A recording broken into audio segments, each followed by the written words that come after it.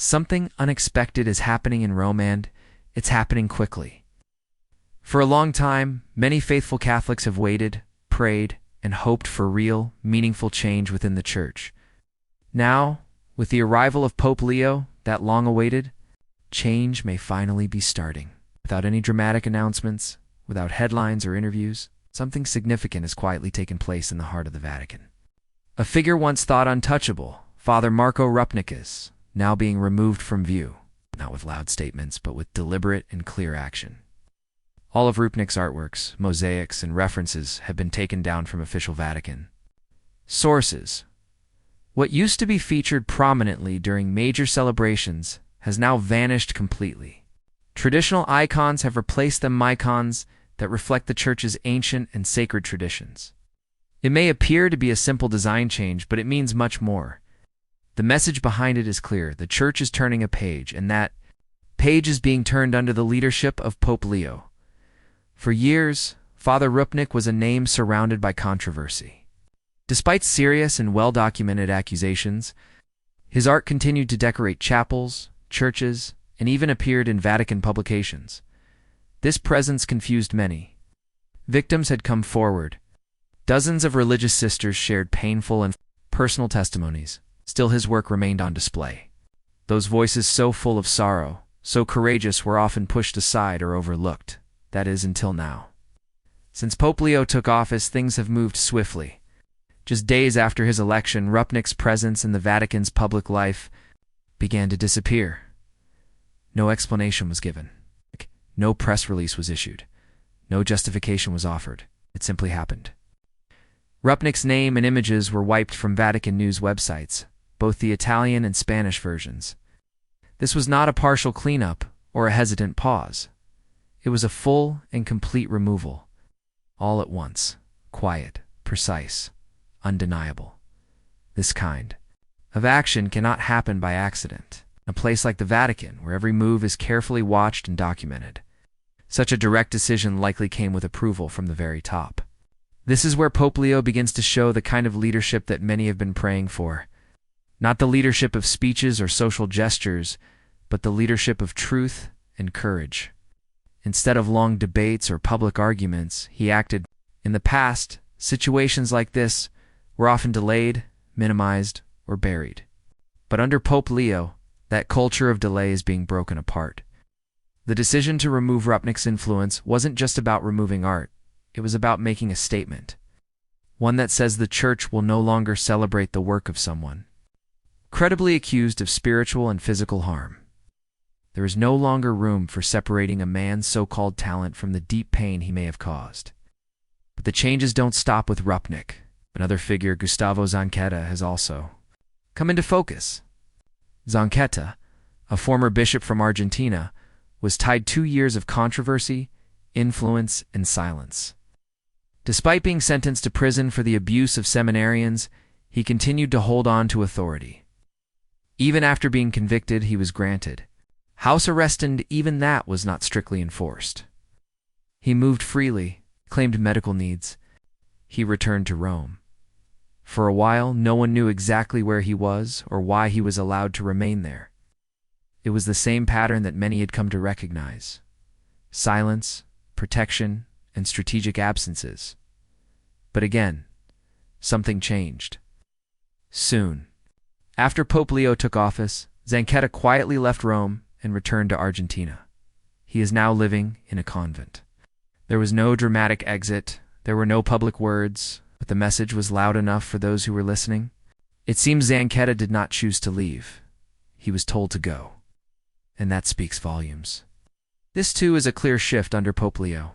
In the past, powerful individuals often received more protection than accountability. Zanketta's case is an example of how deep that problem had become.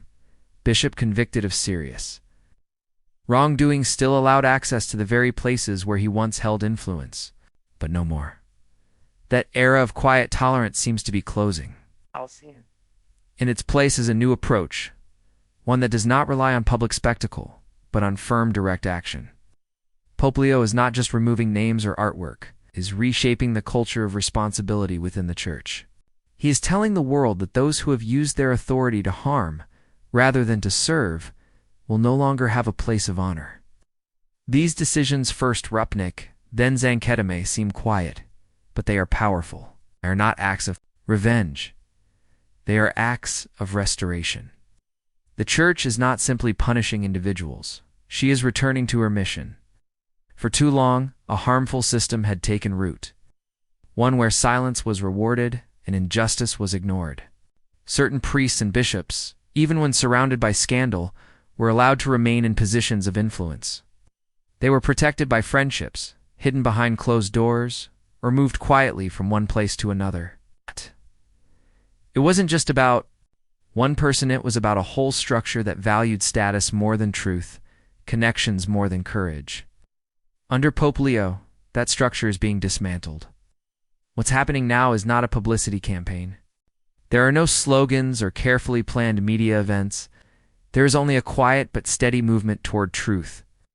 These removals weren't temporary. They weren't half measures. They were final. They were swift. And they were done without hesitation.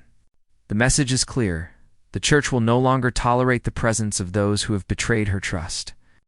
No matter how well known they are, no matter how gifted, no matter how protected they once were, there is no longer a place for them in the life of the Church. That message has been heard. Bishops, priests, and leaders across the world are watching closely. They know now that the old ways of hiding, denying, or delaying are no longer safe paths. The time of avoiding responsibility is over. Those who have caused harm, those who protected wrongdoing, and those who remained silent when they should have spoken none, are exempt. Under this new papacy, the walls of protection are beginning to fall. This is a moment of real accountability, but it is more than that. It is also a moment of renewal. These changes are not just about removal. They are about return. Return to the gospel. Return to Christ. Return to the heart of the Church's mission. For years, the faithful have cried out not for vengeance, but for honesty, not for politics, but for holiness.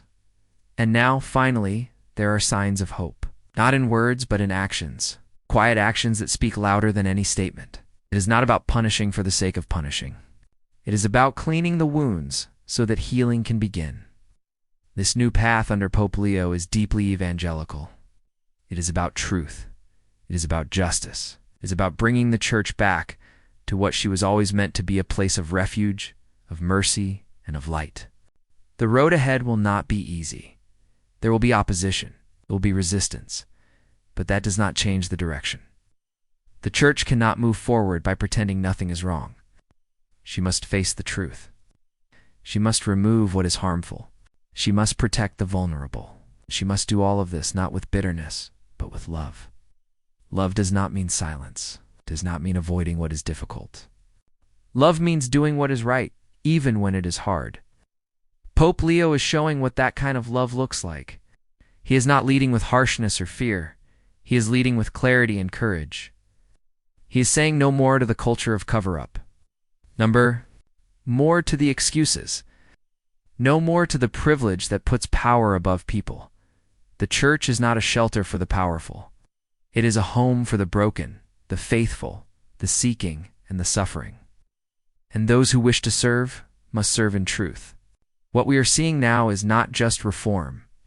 It is a new season in the Church, one that feels long overdue. The light is starting to break through again, not in big announcements, but in real decisions, in real change, in the quiet courage of a pope who acts without delay. Every action, every decision, every removal is a step toward renewal. And the message is reaching every level of the Church. This is no longer the era of silence and protection. It is the time for truth. In all of this, we must remember, this is not about politics. This is about the gospel. It is about standing with Christ, especially in the places where the Church has failed. And it is about helping the Church to become once again a witness to Christ's love, not only in words but in action.